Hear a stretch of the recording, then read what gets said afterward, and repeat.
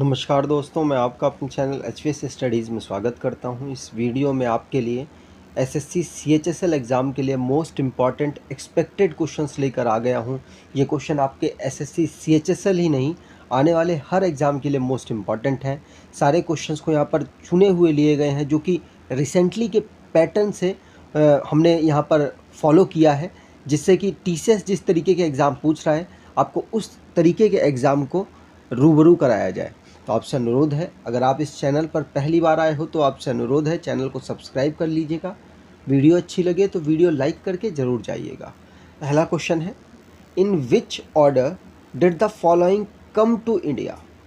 तो ये 3 पर्सन हैं, थॉमस रो, फाइन और हिंग सान। ये तीनों पर्सन किस ऑर्डर में भारत में आए थे ये आपको बताना है। तो इन तीनों में से सबसे पहले आए थे फाहिन। तो फाइन कौन से में, 2 ऑप्शन में दिख रहा है। उसके बाद हिंगसान, तो ये सी ऑप्शन हमारा सही हो जाएगा। ठीक है, यहाँ पर थोड़ा सा डिस्कशन करते हैं। जो फाहेन है सेकंड नंबर वाले, वो 5th सेंचुरी में आए थे, तो चंद्रगुप्त द्वितीय के शासनकाल में।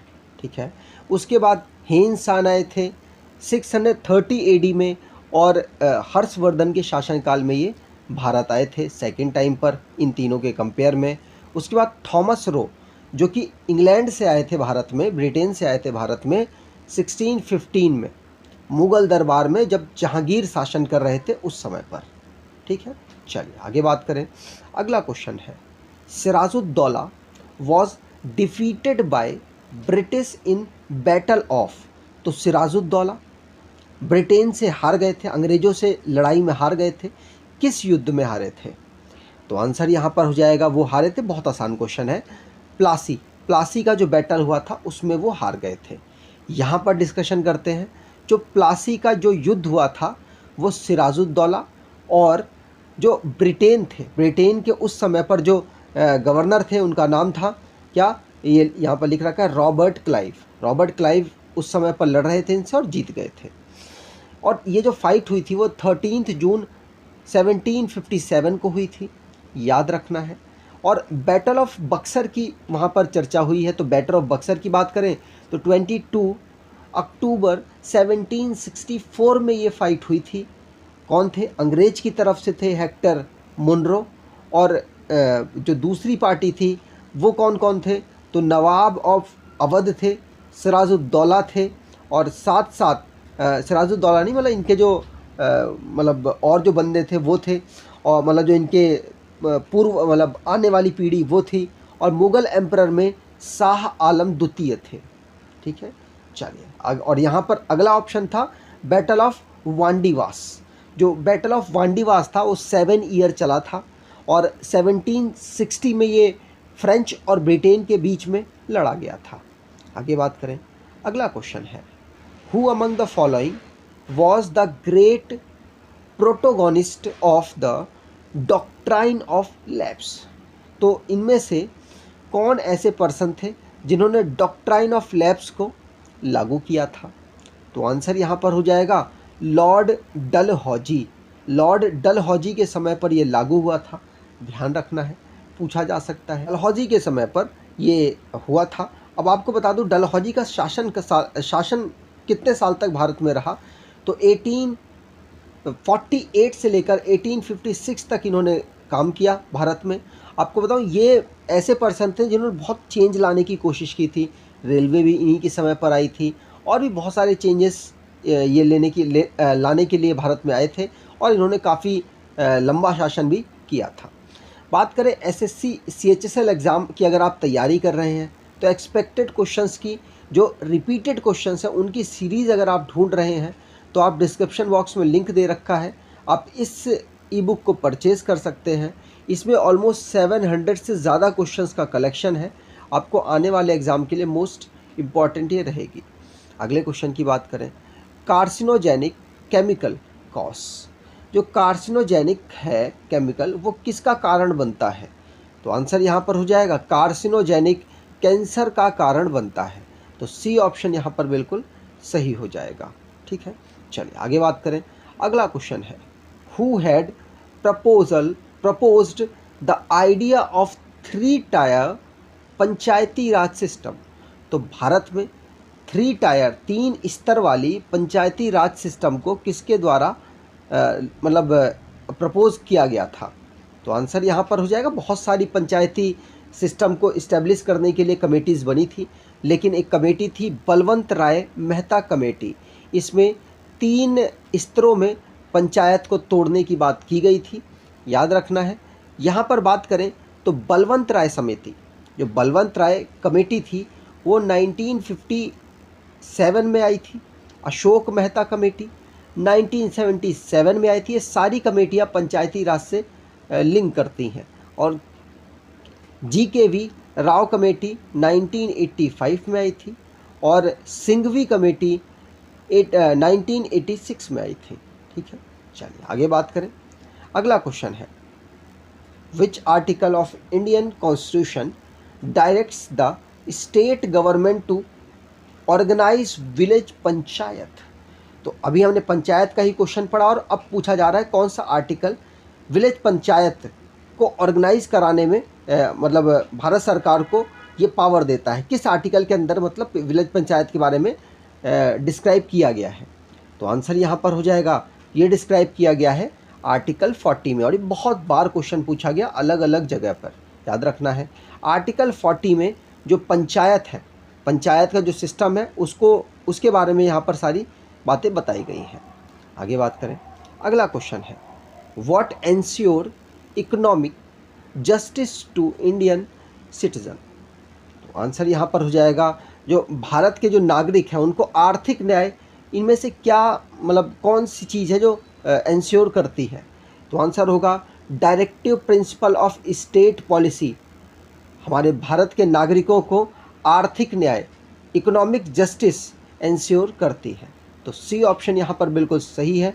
यहाँ पर बात करें तो आर्टिकल 38 में लिखा गया है किसके बारे में, जो ये हमारी इकोनॉमिक, सोशल और पॉलिटिकल जस्टिस के बारे में, और ये directive principle of state policy के अंतर्गत आती हैं।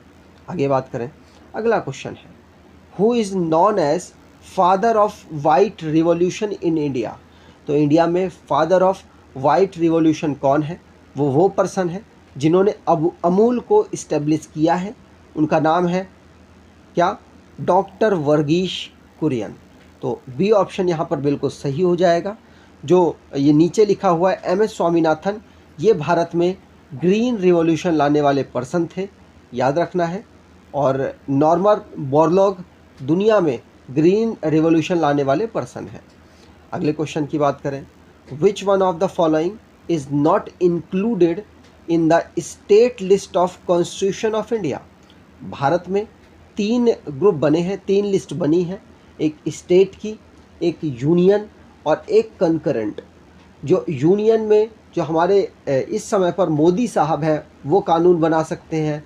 स्टेट के जो अलग अलग सरकारें चल रही हैं उस पर स्टेट वाली जो लिस्ट है उस पर कानून वो बना सकते हैं, और कंकरेंट वाले में जो यूनियन और स्टेट दोनों मिलकर कानून बना सकते हैं। तो यहाँ पूछा जा रहा है स्टेट लिस्ट में इनमें से कौन सी ऑप्शन नहीं है? देखिए, पुलिस स्टेट के पास होती है, लॉ एंड ऑर्डर पुलिस के पास होता है, और प्रिजन्स भी स्टेट के पास होता है। क्रिमिनल प्रोसीजर कोड स्टेट के पास नहीं होता। तो डी ऑप्शन यहाँ पर बिल्कुल सही हो जाएगा। अगले क्वेश्चन की बात करें, the agency estimating the national income of India is?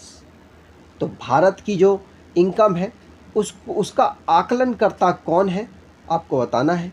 तो आंसर यहाँ पर हो जाएगा सेंट्रल स्टैटिस्टिकल ऑर्गेनाइजेशन। तो सेंट्रल स्टैटिस्टिकल ऑर्गेनाइजेशन के द्वारा भारत की इनकम को एस्टिमेट किया जाता है। CSO की बात की जाए तो इसको फाउंड किया गया था 1951 में, हेडक्वार्टर नई दिल्ली है। और मिनिस्ट्री किसके अंतर्गत ये आती है ऑर्गेनाइजेशन? तो ministry of statistics and programme implementation के अंतर्गत आती है। राव इंद्रजीत सिंह इसके इस समय पर मिनिस्टर हैं। अगले क्वेश्चन की बात करें, who was the first prime minister during economic reform 1991 in India? ये क्वेश्चन बहुत बार पूछा गया।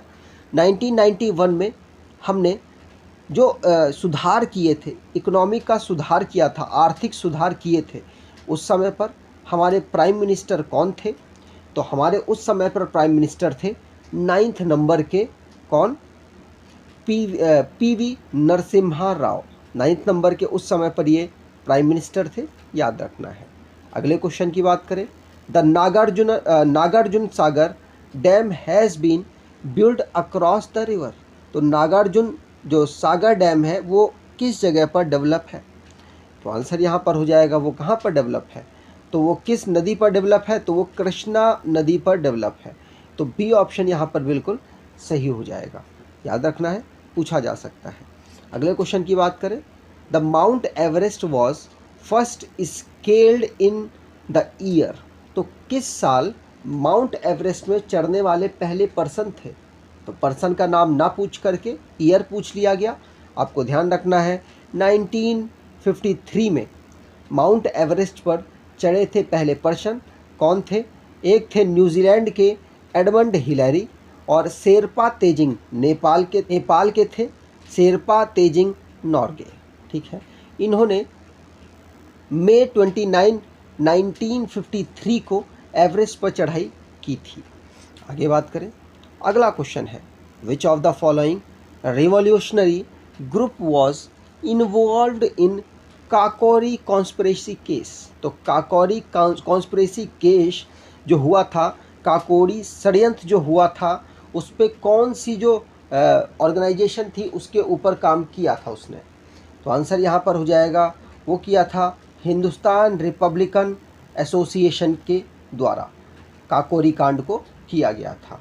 ठीक है, राम प्रसाद बिस्मिल जी इसमें बहुत ज़्यादा चर्चित पर्सन है, जिनको इसी की वजह से फांसी पे बाद में लटकाया गया था। अगले क्वेश्चन की बात करें, the source of iron ore for Bhilai steel plant is. तो जो आयरन के ओर है वो भिलाई स्टील प्लांट में कहाँ से मिलते हैं आपको बताना है। तो भिलाई स्टील प्लांट ये रूस की मदद से बनने वाली एक स्टील प्लांट है, और इसका जो आयरन ओर है, सोर्स ऑफ आयरन ओर कहाँ पर है? तो आयरन ओर का सोर्स है डली रजहारा में। कहाँ पे? डली रजहारा। ठीक है, याद रखना है। और इस भिलाई स्टील प्लांट को 1955 में रशिया की मदद से बनाया गया था। उस समय पर हमारा सेकंड नंबर का जो 5 ईयर का जो प्लान था वो चल रहा था, पंचवर्षीय योजना जो थी वो चल रही थी। अगर आपको ये वीडियो इंपॉर्टेंट लगी है, क्वेश्चंस अच्छे लगे हैं, तो आपसे अनुरोध है वीडियो को लाइक कर दीजिएगा, चैनल को सब्सक्राइब कर लीजिएगा और एटलीस्ट अपने कुछ दोस्तों तक वीडियो को शेयर ज़रूर कीजिएगा। धन्यवाद।